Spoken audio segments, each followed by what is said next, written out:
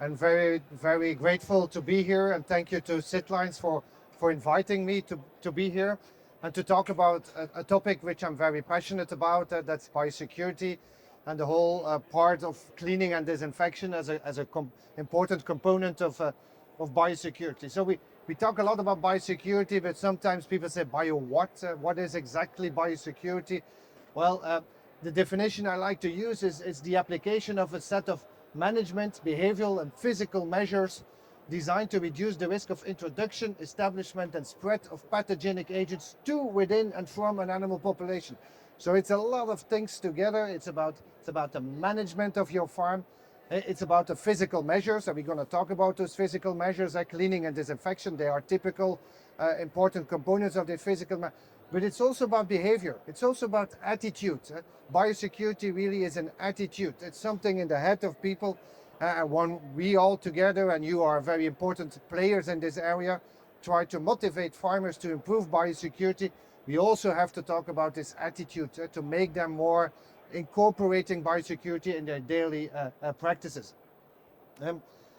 I always like to compare biosecurity or present the importance of biosecurity with this pyramid. Biosecurity really is the basis of any disease control program. It's the fundament. And on that strong fundament, we can add all kinds of preventive measures. So we can make sure that the animals get good vaccines, they get feed additives, they get water additives. And if we do those two things very well, we can reduce and limit the need to treat sick animals, because ultimately we want to keep healthy animals healthy, and if they get sick, it means that we already failed the first time, because the goal would be that they stay healthy all the time, from birth until slaughter. And I like to compare this with building a house. If I build a house, I need a solid fundament under the ground, and the bigger my house becomes, the stronger my fundament needs to be. And the mistake that is sometimes made is that the house is growing, that the farms are growing, we get bigger and bigger farms, but we do not grow the fundament. And then someday, sooner or later, the house will collapse, and we get an outbreak of an important disease. We get avian influenza or African swine fever, all the kinds of pathogens into the farms with all the problems related to that. So good biosecurity really is the fundament of. And the bigger the farms are becoming, the more important this fundament is really becoming. If we look to livestock production and the livestock producers, there's many challenges that are approaching them. We have the epidemic diseases. We have the African swine fever, avian influenza, foot and mouth disease. We have these big epidemic diseases throughout the world, which are actually on the move, on the rise. It's not that it's diminishing. On the contrary, we see more and more of those big epidemic diseases. So that is an important threat. Of course, we also have the endemic diseases, the daily problems, the mycoplasmas, the zoonoses, the E. coli, the diarrhea, all those daily problems and the zoonotic diseases, the salmonella, the campylobacter, which are causing harm for the animals, but definitely also causing harm for humans. So that's a challenge. We have sustainability. We want to produce in a sustainable manner. Our ecological footprint is getting more and more important. We want to produce meat, but we want to do it in a sustainable way. And we have reduction of antimicrobial usage. We want to use as little antibiotics as possible to avoid this resistance development. So you would think these are all different challenges. Reducing antimicrobial usage and controlling epidemic diseases, those are different things, different people working on it. But the nice thing is that if you think about solutions to all these, it always comes back to biosecurity. It's biosecurity. It's not the holy grail. It's not solving everything at once. It's not a silver bullet. The silver bullets do not exist, unfortunately. But it is a very important component. It adds to biosecurity, help you to control epidemic diseases. It helps you to reduce antimicrobial usage. It even helps you in the sustainability. And I just want to focus a little bit on this.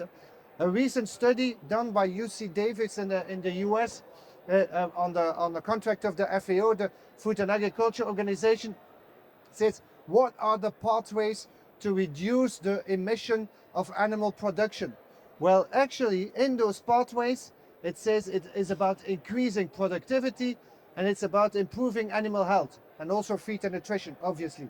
But those two are typically also components that are addressed by having better biosecurity. So focusing on biosecurity, focusing on prevention also helps us to achieve this, to contribute to this goal of a sustainable animal production.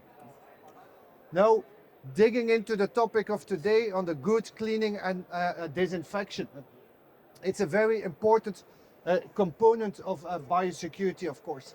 And a good cleaning and disinfection protocol consists out of 7 distinct steps. And I want to walk you through these steps of a good cleaning and disinfection protocol. The first, of course, is the dry cleaning. Is to remove as much as possible all the organic matter out of the stables.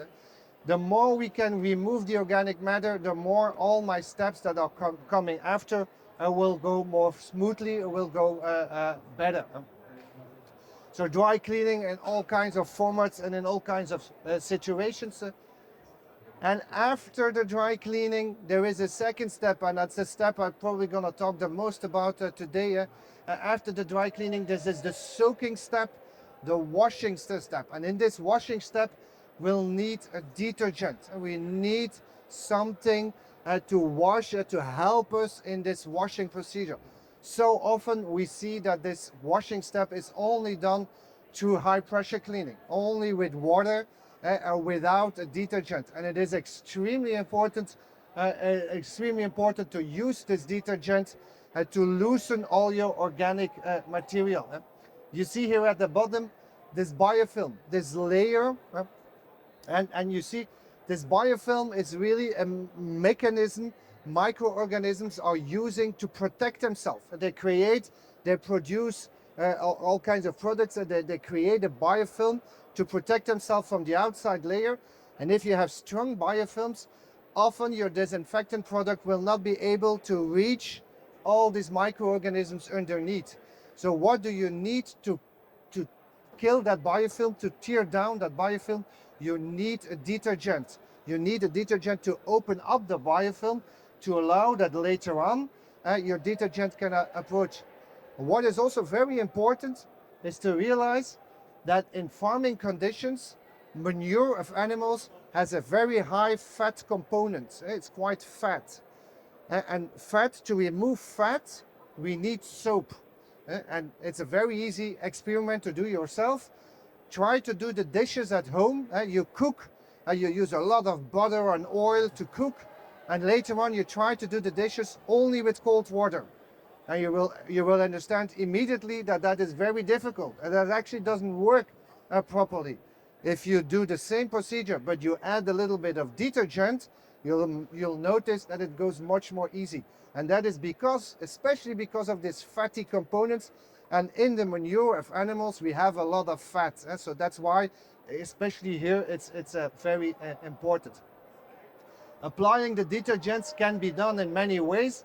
But if you do it in a foaming approach, you will have a longer contact period. The longer your contact period is between your detergent and your surface, the more time you give the detergent to do that, to do its work, to make sure everything gets loose.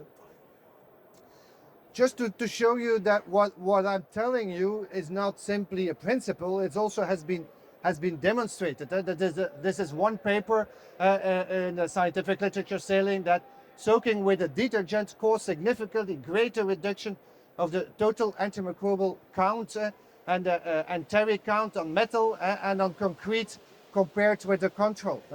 Another study, this is a study that was done by one of my own PhD students, where again we showed here that the total aerobic flora and enterococcus counts show that a higher bacterial reduction compared to protocols without the preceding soaking step. So it is also measured and shown in scientific studies that indeed that soaking and that using of a detergent makes a difference. After doing the washing and the soaking, the next step is to do then the high pressure cleaning. That's the conventional step. That's what people do already what they know. We do that washing with a high pressure. The good thing is that if you've done your previous step correct, and if you take a little bit of time to do the soaking, you're gonna win the time back here. Because that washing is gonna go much more efficiently, it's gonna go much more smoothly, and you'll need lesser water and energy, because often you need energy to heat the water here. But if you need much lesser water, you'll need lesser energy, so you're also gonna gain some expenses, or you're going to reduce the expenses needed to do that cleaning. Obviously, you start cleaning always from the top to the bottom. You work your way down to the bottom. You also don't forget the outside areas, and make sure that you do the full proper washing. Also don't forget to wash all the materials inside, because often people they wash the surfaces, but they forget about all the products and the materials that are used in the stables. They also need to be included into that process. So maybe just to reiterate again, before we go to the disinfection step, why this washing step is so important. If we have not done that washing step first, the things that I've just explained, we have problems in the disinfection step, because organic materials, they hamper or they neutralize the activity of disinfectants. So if we still have leftovers of organic materials, they're going to react with your disinfectant. Your disinfectant is not going to work as properly as it was intended to do. Secondly, organic material provides a source of nutrients for the microorganisms. The more organic material you still have left, the more microorganisms can grow, can continue to grow, and that again, that's what we want to avoid, of course.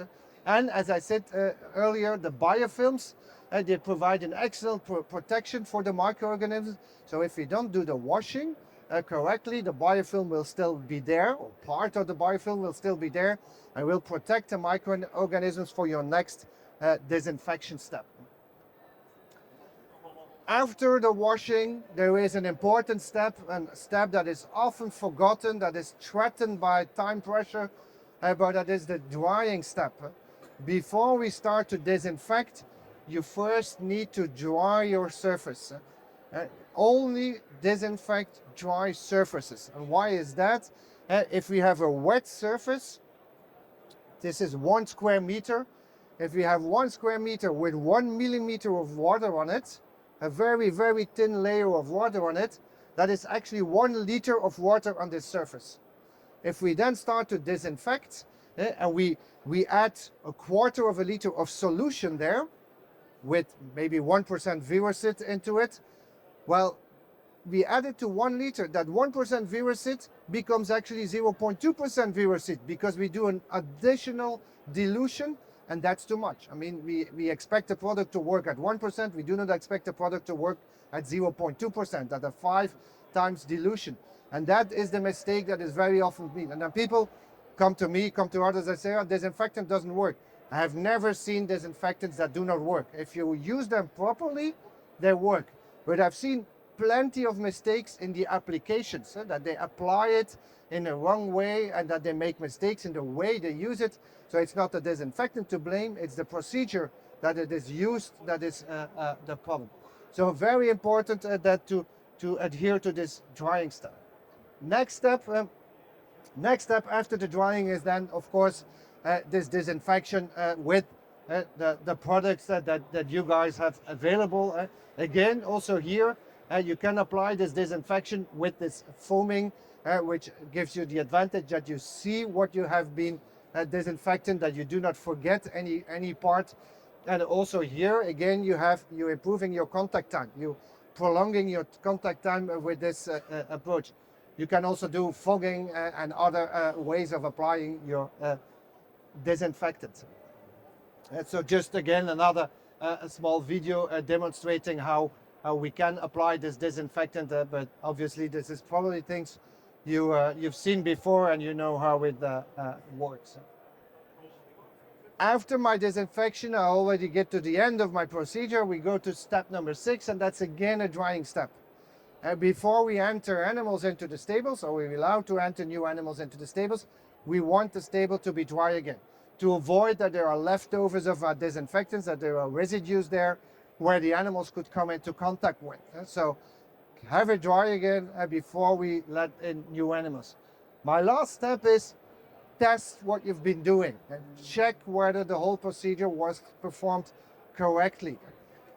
I know that this is not done every time and maybe it's not needed every time, but it's a very good help when people say, well, I'm not convinced, I'm not happy with the results of my cleaning and disinfection procedure, do the testing. And often you will see that there are some parts that will have been forgotten, some components that have not been done properly behind the feeding troughs, behind some all kinds of corners and places that are a little bit more difficult to reach. We do some testing. It can easily be done. You just take some samples, you grow them. You can also use ATP a metric system to measure the level of cleanliness and do this often, and this helps you to know, to understand whether you've been working properly. And if you've done all this, you went through the 7 steps of cleaning and disinfection, you should end up with a very good result. And to show you this efficacy and to show you where the biggest gains are, I just want to point out this study. This is a study that was done by one of my PhD students a couple of years ago, where we looked at the poultry stable. And this, we sampled the poultry stable before cleaning. This is actually after dry cleaning, but before the wet cleaning.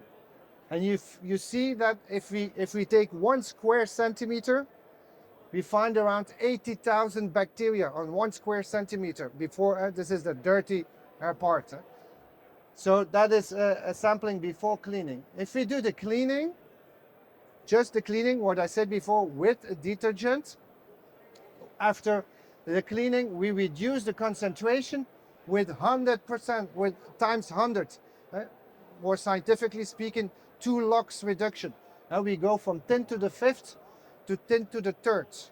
And we go from 80,000 bacteria to 800 bacteria per square centimeter. So you see that is a very, very important reduction. My second step, my next step, is my disinfection step. And after my cleaning, I do a disinfection and I end up with 25 bacteria per square centimeter.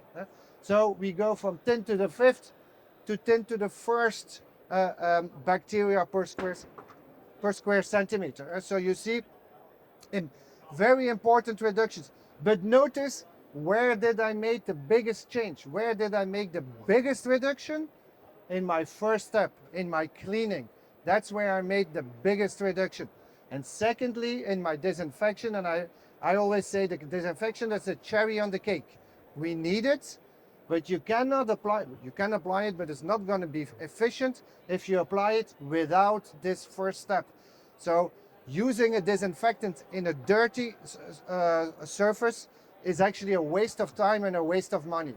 So you first do the cleaning, and only if you have done the good cleaning, then you can also have this efficient and successful disinfectant going to this. Notice that this is not zero. We do not sterilize animal farms. It's an utopia to think that we, in a food factory or in a hospital, in a surgery room, you can go to zero. And why is that? That we do not go to zero typically in farming conditions? It has to do with the surface. It has to do with the concrete. We don't have smooth enough surfaces to fully. There's always little cracks, little tiny places where some bacteria can hide. But is it a problem that we do not go to zero? No, it's absolutely not a problem, because we've reduced that infection pressure very drastically to a level where the immune system of the animals can easily cope with. This is a low load. And it's even not bad to have this low load to challenge, to trigger the animals when they get into contact. But the immune system has no problems to deal with such a low infection pressure. They do have problems to deal with these high infection pressures. That's where the problems occur. But important to realize, it doesn't go to zero. Also, if your customers tell us, yeah, I did good cleaning and there is still something. Yes, there is something, but you have drastically reduced. Okay, just to give you some results of the biocheck. Luke in his introduction referred to the biocheck. This is the scoring system we are using throughout the world to evaluate biosecurity, to measure biosecurity. We have data on over 88,000 farms already into the system. And I show you some results of a study we've done on the database 1 year ago or 1.5 years ago. We looked into some countries in Europe where we have quite some good data on cleaning and disinfection. And then we see how well or how poor, unfortunately, these things are applied. You see that there is a protocol for the cleaning and disinfection. Yes, sometimes no. Presence of a hand washing station. Hands are very, I haven't talked about the hands, but the hands are extremely important. And it's the hands with which humans are transmitting pathogens. We learned in COVID that there were hand washing stations everywhere. And now they magically disappeared. I don't know where they are. I think there is somewhere a place where there is one there. One left. Okay, fantastic. Two. Oh, so they're all with sitlines. Sitlines bought them all. But use them. Please use them. You see in the farms, they are not there. And so try to get your customers to get them into the farms and to use them. It's very, very important, very efficient to wash and to decontaminate your hands. It's also doesn't take a lot of time, doesn't take a lot of effort, doesn't take a lot of costs, and it is efficient. And you see, it's not applied. This is an area where you can make the difference. It's not applied in the field. And others, I'm not going to go to all. Some things are done quite well, other things are done really poorly. The testing, how good the cleaning and disinfection was done, hardly anybody does it. But it makes the difference. If you don't test, if you don't measure, you don't know. You're driving blindly. So the testing is really important. Okay. So a few more studies to show that the importance of this cleaning and disinfection. Another study on salmonella. This study demonstrates that an appropriate cleaning and disinfection program significantly reduces the likelihood of residual contamination of salmonella in pig buildings. And it suggests a significant reduction in the prevalence of salmonella in pigs through cleaning and disinfection. So these are things we know, but it's always good that it's also been supported by scientific studies to support this. Another one, again on salmonella in pigs. On one unit, a low level of salmonella was attributed to a small herd size, good cleaning and disinfection. So again, it was the cleaning and disinfection which was a component here. Another one, this study indicates that cleaning and disinfection efficiently reduce the amount of cultural salmonella in large pens. So you see, there's a lot of studies been done on salmonella. Unfortunately, not yet enough done on other pathogens. So there is much more also space for more research to work here, but the studies done do demonstrate what we also expect, and namely that this cleaning and disinfection really works. Another one, just to prove my point. With this, I would like to thank you for your attention, and I'm obviously open for any kind of questions. Thank you very much. Thank you very much, Jeroen. If I can wrap up your presentation, I remember 3 takeaways. 1, you cannot remove biofilm, which is dirt, without an appropriate detergent. 2, always let dry before you disinfect. If not, you have to compensate by increasing the dilution. And 3, if you want to improve something, start measuring. Measuring is knowing, so evaluate, and we are ready for that challenge. Some detergents do work a little bit better than others, and some disinfectants as well. I would dare to say and take the challenge. Ladies and gentlemen, please raise your hand if you have a question, and we will come with the microphone to you. And please introduce yourself first. Thank you. In clothes house, when we talk about all the 7 steps, so there are some questions about the fogging. So which would be better compared to washing and cleaning of the walls, and what about the air, which is still can be a source of some aerosol pathogens? Okay, So in terms of disinfection, what is better? Is the fogging better or the application in the foaming? I think both are very valid and both are very good. If the way, so I don't have studies showing that one is better than the other. The fogging has the advantage that you have very small droplets that they can penetrate a little bit deeper into the cracks and the small places. The fogging has the disadvantage that you need to be able to seal the entire stable to apply it. So that is a practical, so we cannot simply, in many conditions, you cannot apply the fogging because you cannot fully seal your farm. So depends a bit if you have the opportunity, if you have the possibility to do the fogging, I think it would be a good idea to do so. The second question was on, it's okay? No, it's okay, okay. Thank you, Jeroen. Very important in that case that the disinfectant can be applied both for fogging, for spraying, and for foaming, as Jeroen explained, where you see and you have more contact time. Thank you for that question. Any other question? Anybody else, please? I see a hand at the end. Thank you very much, Jeroen, for the very informative presentation. You showed after the 7 steps that there is some residual bacteria still left. What would that be in the case of viral load, especially if you think about disinfecting a farm after disease eradication in the case of a viral infection? Thank you. It's a good point. And indeed, I have not talked a lot about viruses. The point is that we use these bacterial counts as an indicator of the level of cleanliness and level of hygiene. Viruses are a bit more difficult and expensive to culture, and that's why we haven't done. So we could count on the fact that the viruses are also very much diminished. Having said that, if you're really working in a very contaminated area, assume you've had a farm that break down on African swine fever, for instance, and that you had to empty and do a full cleaning and disinfection process. In that situation, we would advise a second disinfection round to do so. After your first disinfection round, again, your drying step, and you can apply a second disinfection round to do a further reduction. So that would be wise to do. Yeah. Answer taken. Thank you, Attila. Any other question? Anybody else, please? Please raise your hand. It's now or never, I would say. Yes, thank you. I'm coming. So my first question is, when the best time to evaluate or measuring after cleaning and disinfection, as you said before, 2 hours, 1 day, or when the best time? And also the second question is, what's your opinion about litter recycle? Because in our country, litter recycle is very famous. Thank you.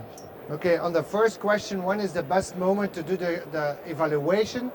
That is after the drying. So you do your disinfection, you allow your stable to dry again, and then you do your testing. So don't do the testing when it's still wet, because you're going to get very good results in the sense that it's going to be all negative, but you're not sure whether it's real representative. Because as long as the disinfectant, there is residues of the disinfectant on the surface, that will react with your test. So your test is going to be negative. So if you want to cheat the system, you do the testing when it's still wet. If you want to have an honest answer, if you really want to know what the reality is, you do the testing after it has dried. Second question on the litter recycling.